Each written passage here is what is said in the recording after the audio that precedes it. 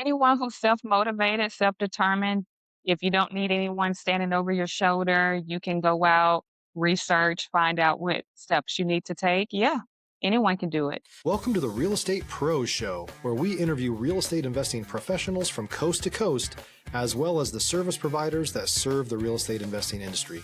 Our goal is simple: share what's working now to help you improve and scale your business to the next level and meet the pros that can help you get there. Real Estate Pros is powered by Investor Fuel, America's leader in helping real estate investors and professionals build the business you need to live the life you've always dreamed of. Let's start today's show.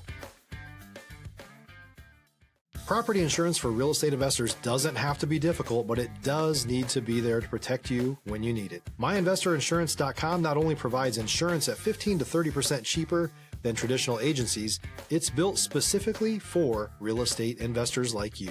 You can set up an account in about 2 minutes, get quotes on properties, turn on and turn off insurance for your fix and flip or rental properties in around 2 minutes without having to talk to anyone directly, all through our portal. There's no better way or faster way to make sure you've got the coverage you need to protect you, and no more lengthy policies either. Once you're set up, you're billed monthly and prorated by the day for however long your policy is active. It's powered by MSI, the third largest independent MGA, with 1.5 million customers and more than $1 billion in cumulative premiums written. Get set up today in about 2 minutes at myinvestorinsurance.com/fuel. Hey folks, welcome back to the show.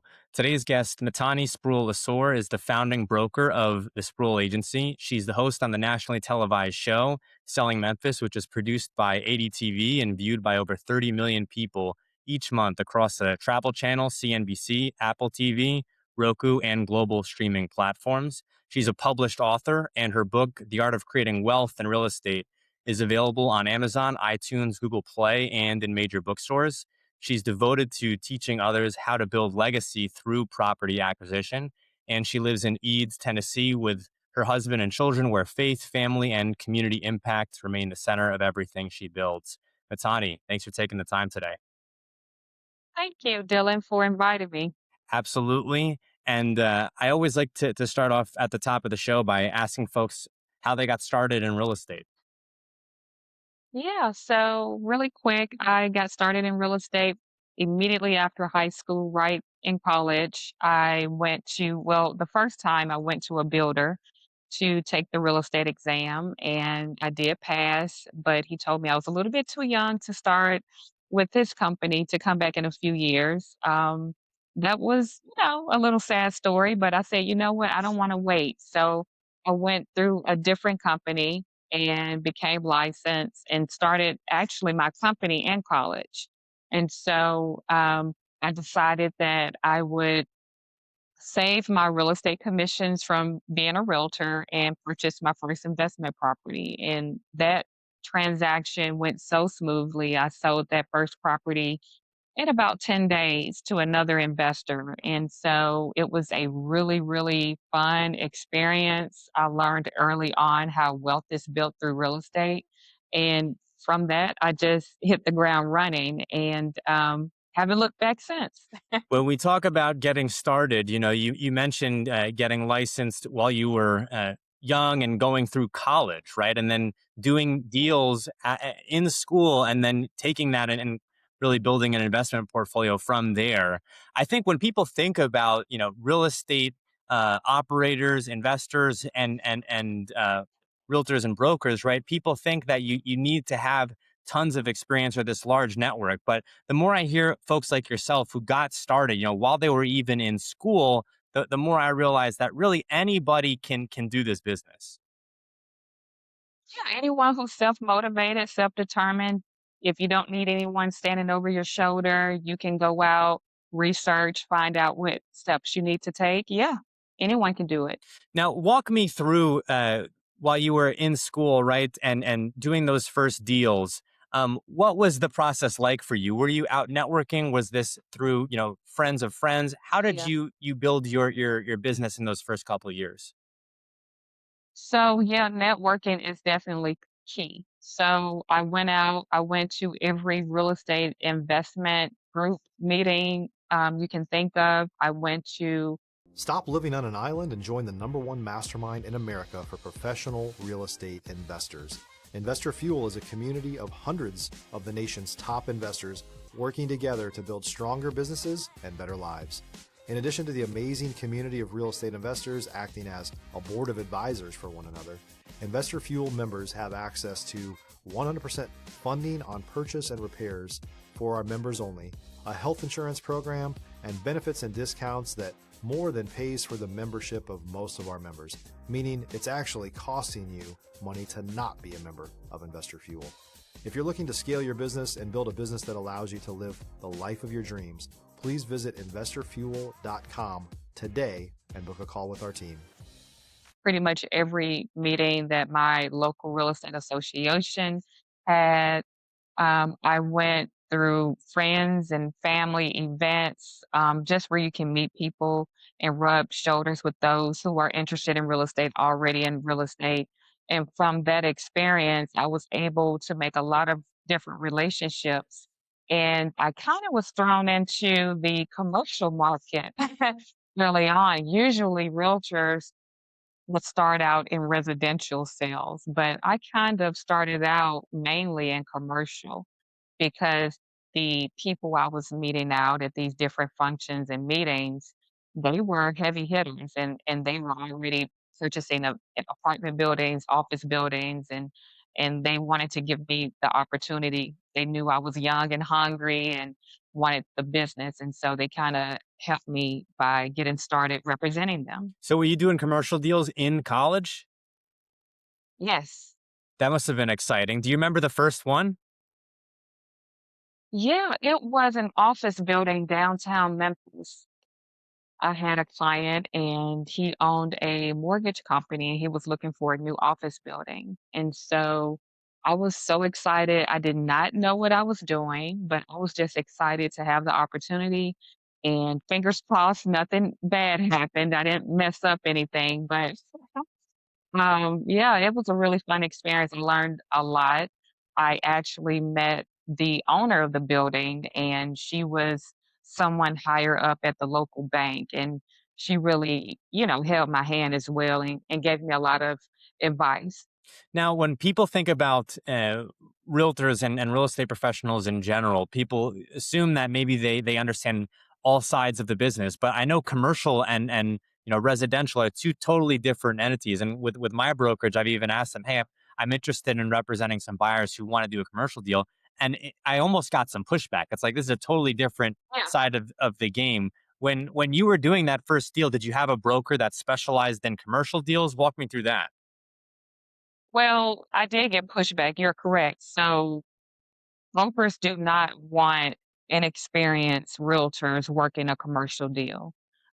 Because if you mess up, if you drop the ball anywhere, it falls on the company and you. And so, yeah, I did get a lot of pushback from the broker at the time. I did go in asking, hey, do we do commercial deals? How can I get involved? And he said, look, there's more than enough homes out here for you to sell. So let's focus on that. But when I did meet my client, the one with the office building who wanted to purchase the office building, I said, I'm not going to turn that deal over, I'm going to work it myself. And that's what I did. And I submitted the contract to my office and the contract was written appropriately. I dotted my I's, crossed my T's. I did a lot of research to make sure I was doing the right thing. And my buyer, he was experienced as well, so he kind of helped me with it as well. And yeah, I submitted it. Everything was right, and we closed on it. The broker was happy at closing, so and I kept moving from there. Did you then pivot your business at some point to retail, single family, or has it stayed and remained a large part commercial? No, I didn't pivot. So what I did, if I had a client that wanted commercial, I would sell them commercial. If I had a client that wanted residential, that's what I would do. Um, Land is something that myself as an investor that I love to purchase even today. And back then I was selling land as well. So I did not have in the beginning one particular type of property that I would sell or not sell. Now, when we talk about land deals, I'm licensed in Texas, so of course, there's so many different plays that people could do with land. You could If you're looking for consistent, high-quality leads, look no further than Investor Machine. Investor Machine isn't just another agency, it's the most sophisticated, data-driven lead generation company on the planet for real estate investors, and serves the role of being not just a lead generator for your business, but a marketing partner that is helping you achieve your goals along the way. Go to investormachine.com to learn more and schedule a call with our team today.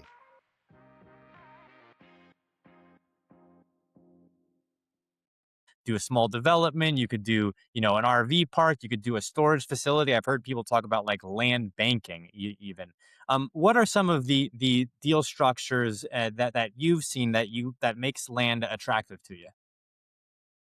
Well, personally, I love land, and maybe you and I can do some land business together. I can't remember the address, and I never even walked the property, but I did close a land deal right there in Houston, Texas, where you're licensed. And so basically, just vacant land. Um, I recently had a client that wanted to purchase, and we did close on it, vacant land just so he can store his equipment. So, you can use land for many different ways. One of the interesting things when we talk about investing is there's so many different segments to get started. We're talking about land right now, but flipping, you could be a long-term buy and hold. You could do STR, short-term rentals. When you started investing, what was your focus as an investor? When I started, I was young, I was hungry, so my focus was making money, you know? Um, so I just wanted to make sure that I had enough money to pay my rent and put gas in my car. You have to keep in mind I was a college student, just trying to make it. And also I wanted to make sure that my mom didn't want for anything and my family and my son was taken care of. I was a teenage mother, so I didn't have the normal teenage college life, you know. When I went to school, it wasn't to party or hang out. I was focused, laser focused. I originally went to school to become an attorney, but when I got in real estate, I said, "Oh wow, this is pretty fun." And I'm still representing clients and I'm still doing a lot of paperwork and contracts and things of that sort. And so I decided just to stick with real estate. But yeah, I just loved, just getting out there and helping clients. And clients that I had from back then in college, they still come to me today buying their, second and third home. Did you get into flips? Did you build a rental portfolio as a real estate investor? What did your business look like? Mostly land. So that's my portfolio.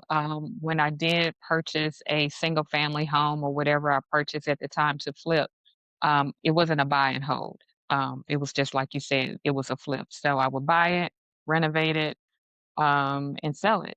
That first investment property that I mentioned earlier, it was not a renovation. So I purchased it and I immediately flipped it to another investor that actually renovated the property. And the funny story about that, the investor that I sold it to, that's the same investor that hired me to do the project management of the renovations. Keep in mind, I know nothing about real estate. And so he entrusted that project with me. And so I was out there every morning, maybe 5, 6 hours, just making sure the contractors and subcontractors were doing their job properly.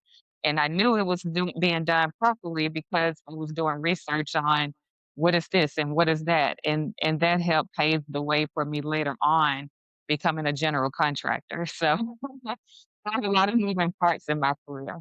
Did you take an exam to become a contractor? How'd that come about?